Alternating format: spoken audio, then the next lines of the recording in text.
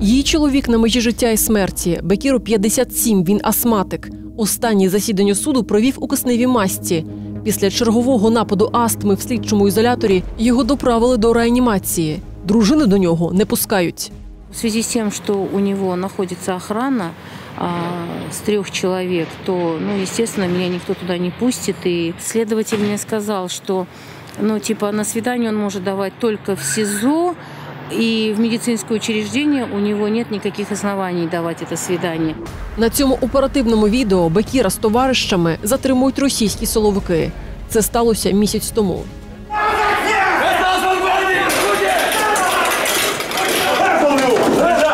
Всем на месте. Фамилия? Дигерменджи. Еще раз. Дигерменджи. До поліцейського авто Бекіра, як особливо небезпечного злочинця, супроводжують 6 силовиків. Його і ще кількох чоловіків звинувачують у здирництві. ФСБ в Симферополе задержала активистов запрещенной в России экстремистской организации «Меджлис крымско-татарского народа». Они подозреваются в вымогательстве $7000 у гражданина Турции. Ці гроші турок позичив у літньої жінки Віджия Кашка і відмовлявся повертати. Тому Бекір із товаришами кілька разів зустрічався з боржником і вимагав віддати гроші. Чоловіки кажуть, хотіли допомогти ветерану кримсько-татарського руху. Про це їх начебто просила сама Віджия. Вона померла під час силової операції, вже у швидкій від серцевого нападу. Свою версію подій Бекір розповів, перебуваючи в СІЗО. Його дочка зачитує нам уривки листа. У меня и в мыслях не было, оказывая помощь одному человеку, причинить боль другому. Это, получается, 4 старика угрозами и шантажом в корыстных целях вымогали у него деньги. Бред какой-то.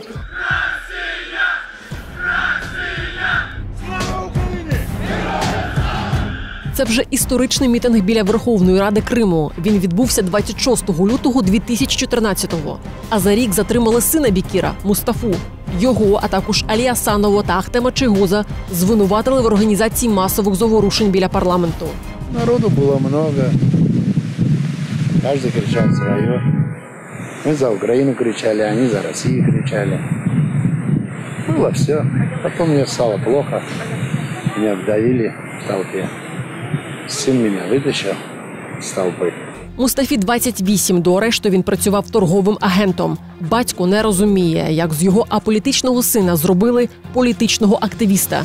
Це інтерв'ю Радіо Свобода чоловік дав 2 роки тому, коли син був за ґратами. Меня зовут Бекир Дигерменджи.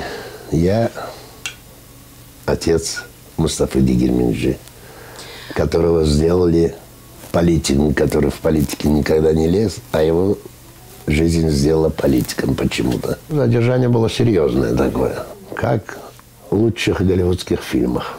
Мустафа 11 місяців провів у слідчому ізоляторі. Йому кілька разів подовжували арешт, але він жодного разу навіть не пожалівся батькам. Он всегда на всех судах, вот сколько у нас их прошло, он всегда улыбается. Во-первых, он знает, что у меня сахарный диабет, что мне нельзя нервничать. Отец у нас инвалид по бронхиальной астме. И он никогда не думает о себе, он думает только о том, чтобы было нам хорошо. Організатором заворушень 26 лютого слідчі назвали Ахтема Чийгоза. Мустафі Дигерменджі пропонували свідчити проти нього і визнати свою вину. Он у нас так воспитан, что он говорит то, что есть. Сначала предлагали, чтобы он дал показания против кого-то, потом пошли на другое, чтобы признал свою вину. Во-первых, я не согласен с этим. О какой вине может быть речь, если его вины там нету? Участие в митинге я не считаю виной. И сын у меня это так считает. Ахтем Чийгоз знає, перед яким вибором стояв Мустафа, і що не всі затримані вчинили так, як він. Некоторые, чтобы спасти свою шкуру, грубо говоря, сдавали, подло поступали, подписывали неправдивые показания и получали так называемую свободу. А Мустафа Дигерменджи и Али Асанов сказали, что это гнусно, что это ложь и этот оговор, они не будут подписать. Торік навесні Мустафу випустили під домашній арешт. Вдома влаштували свято. Чоловіка зустрічали активісти з усього Криму. Приїхала навіть кримсько-татарська легенда Кашка у свої майже 82 роки. Мы все рады. Приехала с Белогорского по проведу. Мы ходили на суд. Ну, гордимся, что наш сын сегодня дома. Всем большой салам алейкум. Чем займетесь? Дом буду строить. Йдеться про цей будинок. Родина зводить його майже 30 років. Тут на главу сім'ї чекає затишок та улюблений собака. Бекір говорив нам, що жодна кримінальна справа не змусить його залишити Крим. Испугать меня тяжело. Что можно забрать у меня? Жизнь? Пожалуйста, пусть заберут, придут. Если им жизнь моя нужна. Это некрасивые слова. Я лучше тут умру. Но никто не добьется. Как говорится, не дождутся.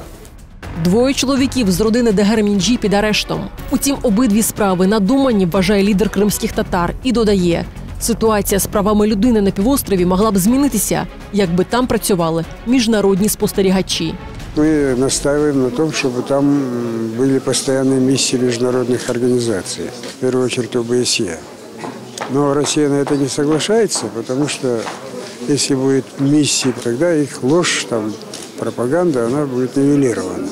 Після тижня в реанімації Бекіра перевели до відділення пульмонології. Він у стабільно важкому стані. Як її син і чоловік, Алієв вірить, що жодні труднощі не змусять родину залишити Крим. Родители говорили, лучше есть хлеб с чесноком, но жить в Крыму. Тогда были мои родители, потом я, сейчас мои дети. Сейчас еще коснулось, что и мой муж, и сын для них являются какими-то, я не знаю, монстрами. Олександр Шевченко, Олександра Сурган, Микита Ісайко для Крим Реалії.